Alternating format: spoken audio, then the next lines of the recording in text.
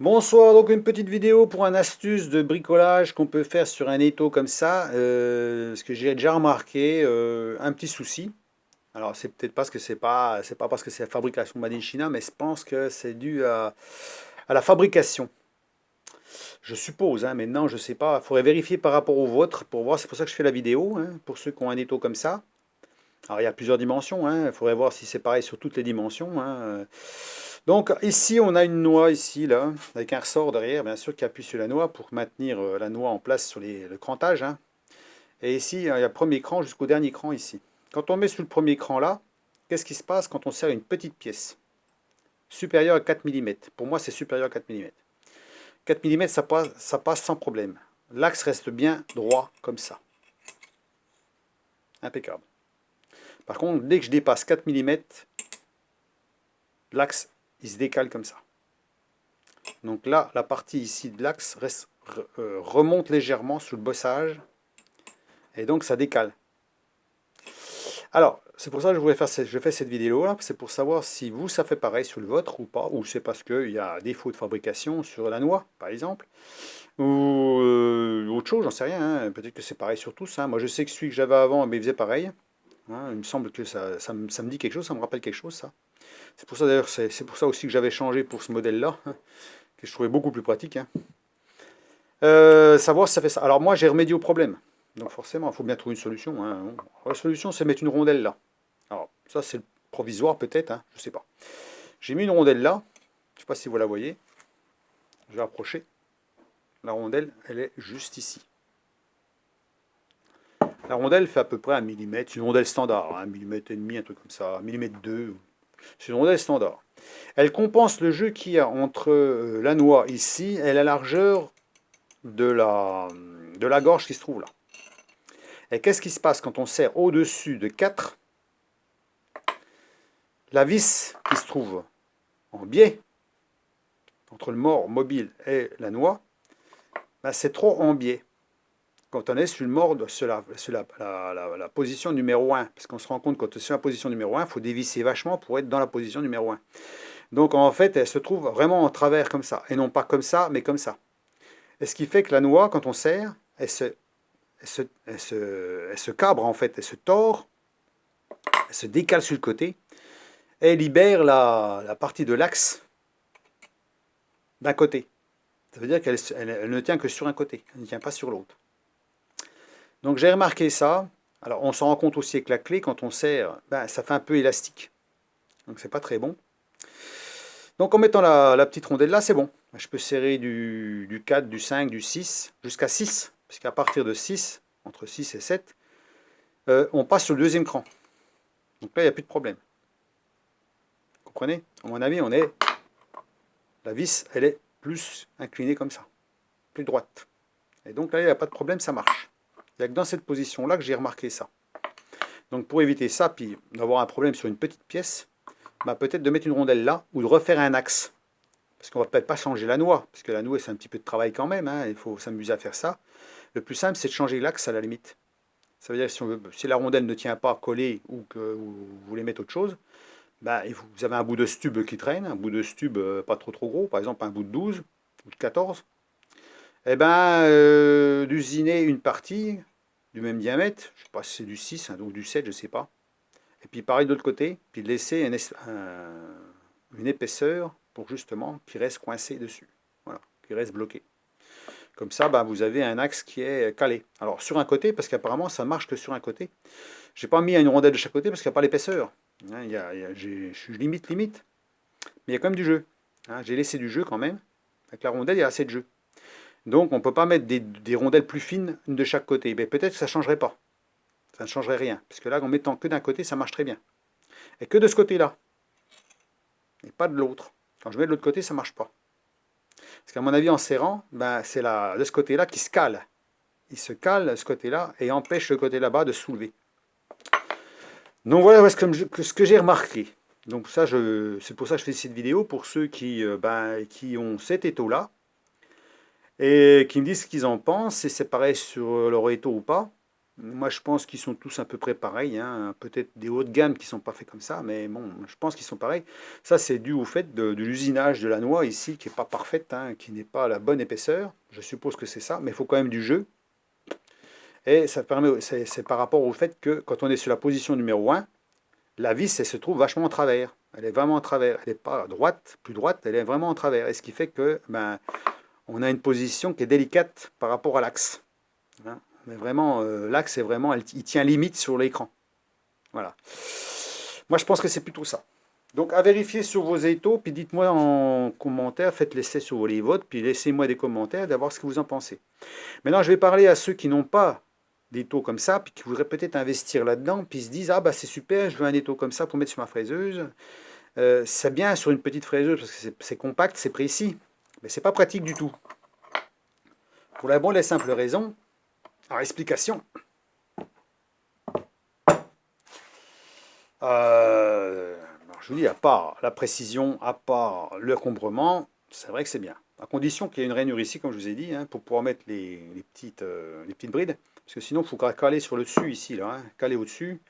Ou alors faire une bride spéciale, ça veut dire qu'il y en a qui s'amusent à souder, enfin à mettre des tiges à l'intérieur, là, avec une bride, puis une vis, faire un truc pour que ça tienne. Bon, c'est un peu chiant à bricoler, mais enfin voilà, c'est faisable, hein.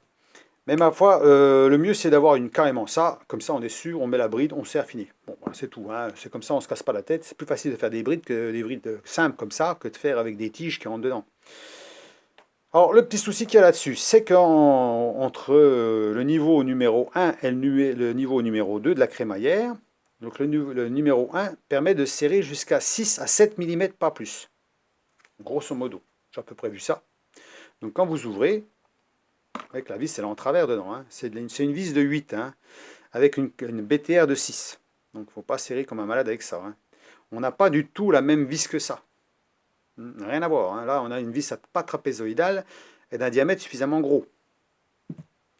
Donc là, on ne peut pas se permettre de mettre une clé avec une clé à pipe au bout puis serrer, hein. Non, non. Vaut mieux pas. Donc alors, on ouvre jusqu'à 6. Voilà, à peu près 6, 7.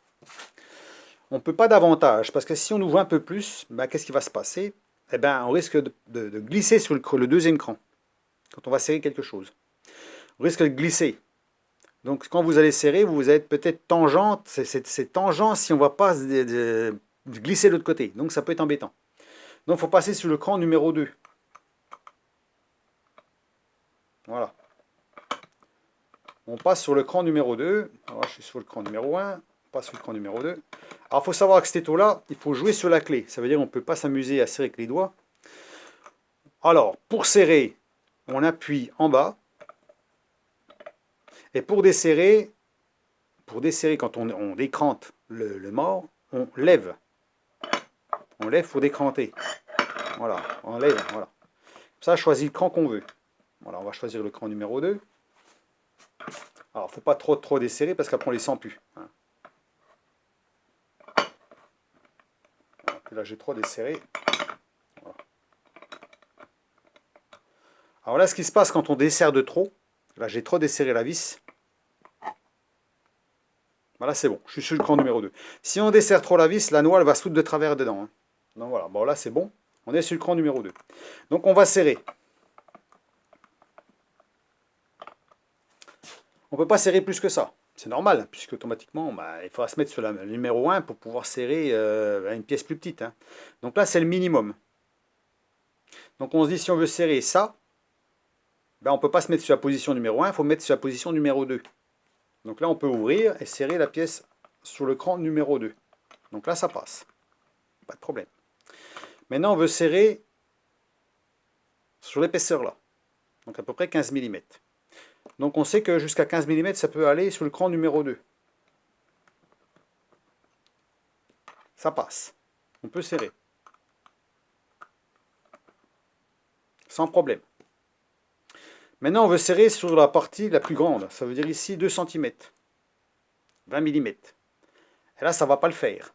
En cran numéro 2. Il faut passer sur le cran numéro 3. Donc qu'est-ce qu'on fait? On prend la clé et on bascule là-bas.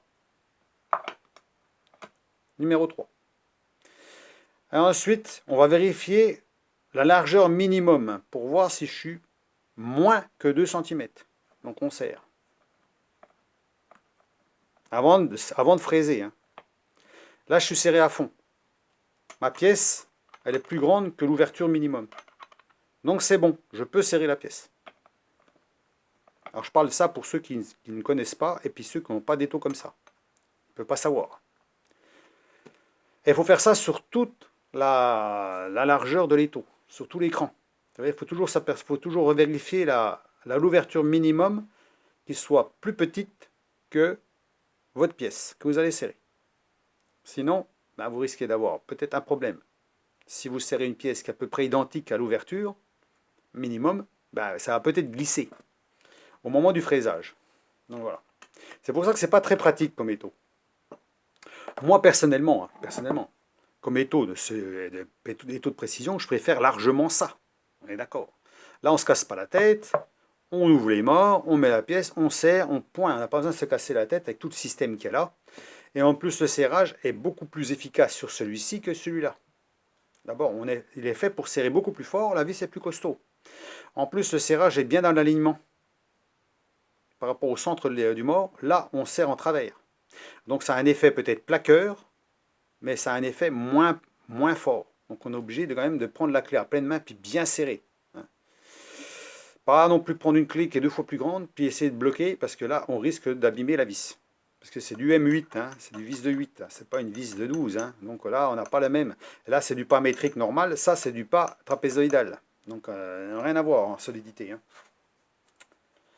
Donc, on va faire l'expérience. On va se remettre sur le cran numéro 1. Cran numéro 2. Là, on n'est pas bon.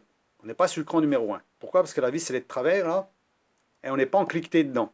On le sent. Donc, on recule. On dévisse, et on avance. On recule. Voilà, il est dedans. On l'a senti, là. On peut regarder, là, il est bloqué. On sent qu'il est bloqué et on ne peut pas aller plus loin. Donc là, on est sur le cran numéro 1. Et on va serrer la pièce. Modérément. C'est-à-dire comme si on faisait un pré-serrage. Voilà, j'ai serré avec les 2 doigts, là, avec le bras de levier qui est là. Hein. Et puis on va tester pour voir si c'est bien serré ou pas. Pas vraiment. Hein, regardez comme c'est serré. C'est pas top, hein. Alors bien entendu, vous allez me dire, il faut serrer à fond avec ça, hein. On peut serrer beaucoup plus fort. Oui, mais c'est pour vous montrer la différence par rapport à celui-là. Vous allez voir la différence. J'enlève celui-là. On va mettre l'autre, qui est beaucoup plus petit. Hein. Il n'y a même pas de bras de levier, on va juste utiliser la partie molletée, là, qui fait à peu près 2 cm 5, à peu près. Hein. On va le mettre dedans, on serre. Voilà. On peut mettre des 2 doigts. Hein. De toute façon, je ne peux pas serrer plus fort, ça glisse. Hein. Après, ça glisse, voilà.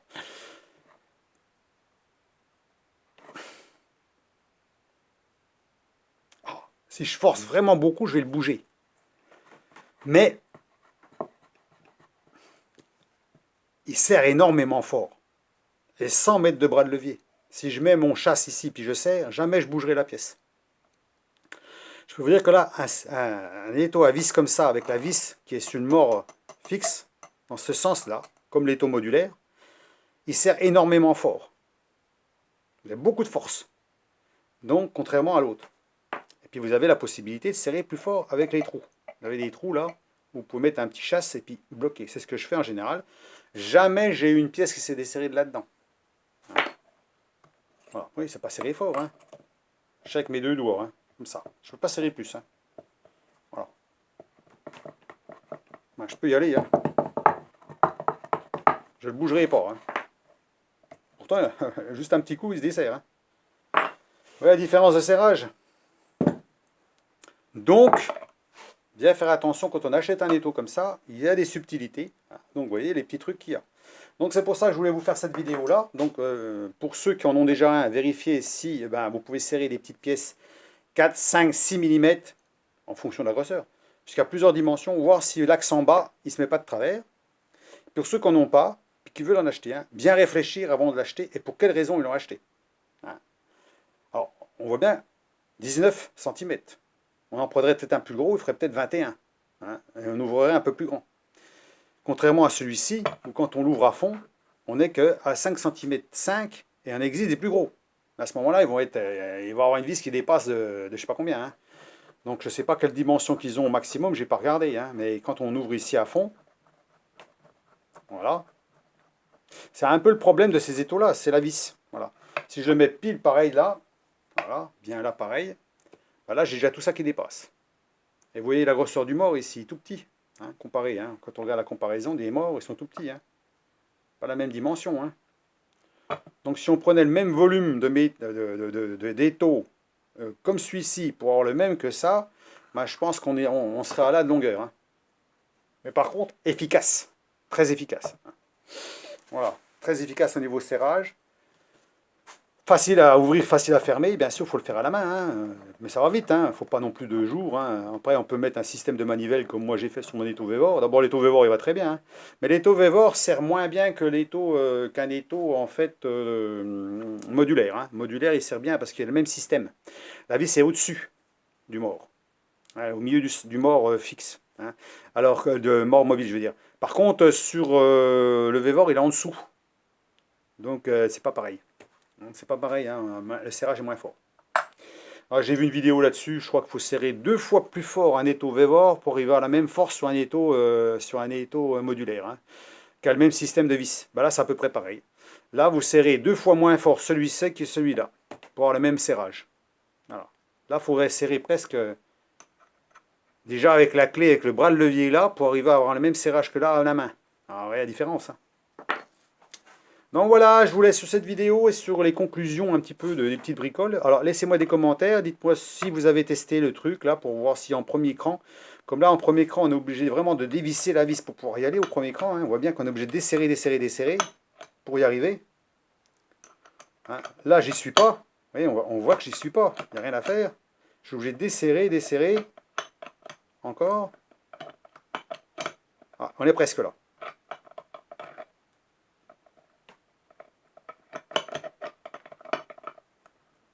Je sais pas s'il y est pas.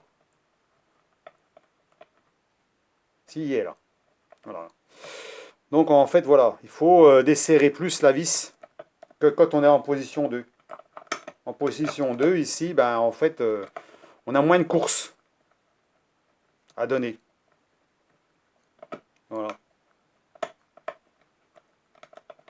Moi je pense à cause du mort fixe, hein. Je pense que c'est ça. Le fait que dans le premier cran on emmerdait. Voilà, là il y est. Voilà.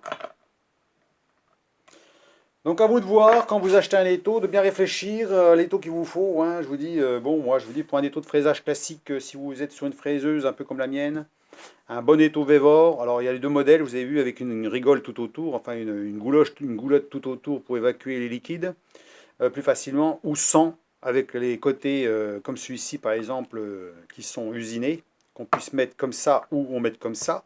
Hein, il y a le même en 100 mm. Donc moi j'ai les 2 modèles. Et puis bah, qui sera très très bien. Il sera moins précis que celui-là, ça c'est sûr, hein. Là on voit que c'est très précis, hein. On voit que bon bah c'est des étaux de précision, hein. Donc, mais si vous n'êtes pas à 1 centième près, ça sera largement bien. Voilà. Donc voilà ce que je voulais dire. Donc bah, je vous laisse à vos commentaires, laissez vos pouces, laissez vos. Voilà, abonnez-vous si vous voulez vous abonner. Ça sera encore une petite vidéo sur les étaux vite fait, hein, mais bon, bah, c'est surtout pour avertir ceux qui sont bah, qui ont ce genre d'étaux là. Je sais qu'il y en a beaucoup qui les utilisent en fraisage normal sur leur petite fraiseuse, hein, mais ça ne doit pas être évident, hein, ça doit pas être évident à utiliser, hein. Moi je préfère largement le mien ou un Vévor, un des Vévor ou le mien actuellement qui est beaucoup plus facile à utiliser, hein. Hein, vous ne vous cassez pas la tête, hein. Donc c'est sûr que c'est très rapide à serrer une pièce. Quand il faut chercher déjà dans quelle position il faut se mettre. Ensuite, ben, il faudrait un étau comme ça, avec une clé au moins de 10 mm. Là, c'est du 6. Il faudra au moins une de 10 pour serrer assez fort. Donc il faudrait qu'il soit beaucoup plus gros quand même, hein. Parce que là, du 6, c'est vraiment trop faible, hein, pour serrer vraiment des pièces vraiment bien, hein. Moi, je pense qu'il faut quand même plus gros que ça. Si on serre vraiment trop fort avec ça, avec une rallonge ou des grandes clés à laine, on peut abîmer quelque chose. Hein, c'est quand même du filetage de 8, hein, c'est quand même pas. C'est peut-être des vis qui sont très solides, mais quand même. Hein, voilà. Ou la noix. Bon, c'est toujours refaisable, on peut toujours refaire, hein, c'est pas un problème, mais enfin quand même. Donc je pense que pour un étau de fraisage, si on veut utiliser un étau de fraisage, il faut les modèles au-dessus. Hein. Il faut passer un modèle avec une ouverture au moins de 100, enfin largeur de 100 mm. Hein. Donc là, la vis, la BTR, ne sera pas la même. Elle sera beaucoup plus costaud, hein. Mais il sera plus haut. Bien sûr, on va prendre même de hauteur après, hein, parce que c'est des étaux en général qui sont assez hauts, avec des morts assez hauts, hein, au moins 4 cm de mort, plus la hauteur, ça risque de faire un peu haut. Après, à voir, hein. À voir les caractéristiques de chaque étau. Donc bah, je vous laisse là-dessus, et puis ma foi, passez une bonne soirée, et puis j'espère que la vidéo bah, là-dessus vous a apporté un petit quelque chose quand même, pour vous dire quand même les caractéristiques un peu des étaux, hein. Moi je commence à être un petit peu initié aux étaux, hein, comme vous avez pu voir, hein. Et donc les avantages et les inconvénients qu'on peut avoir avec des étaux de certaines, des différentes façons, hein, des différentes sortes, hein. Donc, et ça on trouve de toutes les sortes. Ben, j'ai pas encore toutes les sortes, hein, ben, j'en ai d'autres, hein.